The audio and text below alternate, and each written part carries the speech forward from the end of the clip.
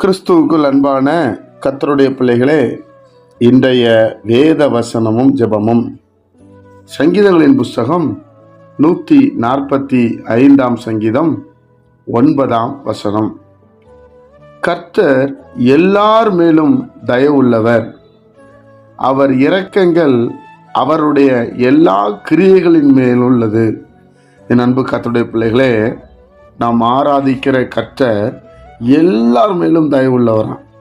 மனிதனாய் உண்டாக்கப்பட்ட அத்தனை பேர் மேலேயும் ஒரு தயவு இருக்கிறது. அவர்களுக்கு உதவி செய்ய வேண்டும், அவங்களுக்கு நெருக்கத்தில் அவங்க என்னை நோக்கி கூப்பிட்டு அவங்களுக்கு போய் ஹெல்ப் பண்ணணுங்கிற தயவு உள்ளதாக இருக்கிறது.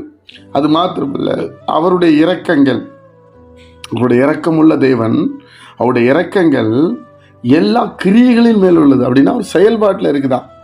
அவர் கிரியைகள் என்றால் செயல்பாடுகள்.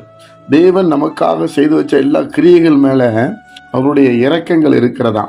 தேவனுடைய பிள்ளைகளே, அதனால தான் நம்ம அதை ஒன்று நிதானமாக யோசித்து கொடுத்த பிஸ்னஸ்ஸு, கொடுத்தனுடைய ஆசீர்வாதங்கள், கொடுத்த மேன்மைகள்லாம் தேவனுடைய கிரியை இருக்குது, தேவனுடைய செயல்பாடு அதில் இருக்கிறது என்று நம்ம உணர்ந்து அதை செயல்படுத்துபவர்களாய் காணப்பட வேண்டும். அதைத்தான் வேதம் அழகாய் சொல்லுகிறது. கர்த்தர் எல்லார் மேலும் தயவுள்ளவர், அவர் இரக்கங்கள் அவருடைய எல்லா கிரியைகளின் மேலும் உள்ளது என்று சொல்லப்பட்டிருக்கிறது.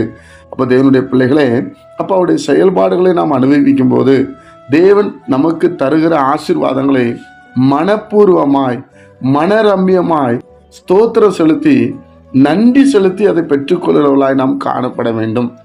எது மேலேயும் ஒரு கசப்பு, ஒரு அசால்ட்டு தன்மை இருக்கக்கூடாது. அது எந்த பொருளாக இருந்தாலும் சரிதான், இது தேவன் எனக்கு கொடுத்தது, தேவன் எனக்கு தந்தது, தேவனுடைய கரத்திலிருந்து எனக்கு வருகிறது என்கிற ஒரு எண்ணம் நமக்கு இருக்க வேண்டும்.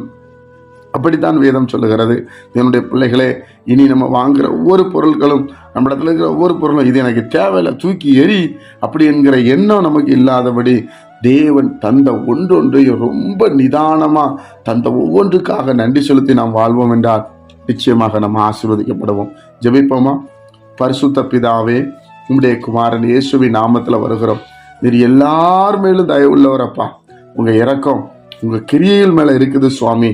இன்றைக்கு இந்த சத்தியத்தை நாங்கள் அறிஞ்சு கொண்டோம். நாங்களும் நீங்கள் தந்த ஒரு ஆசீர்வாதத்தையும் மனப்பூர்வமாய் பெற்று உமக்கு நன்றி செலுத்த உதவி செய்யுங்க. எதையும் உதாசீனப்படுத்தி பேசிவிடாதபடி, தந்ததை தூக்கி ஆண்டவரே குப்பையில் போடுற மாதிரி உண்மை கஷ்டப்படுத்தி விடாதபடி எங்களை பாதுகாத்து கொள்ளும்படி ஜெபிக்கிறோம். எங்களை முற்றிலும் தாழ்த்தி உடைய கருத்தில் ஒப்பு கொடுக்கிறோம். இயேசு கிறிஸ்துவின் மூலம் ஜெபிக்கிறோம் எங்கள் ஜீவனுள்ள நல்ல பிதாவே. ஆமென்.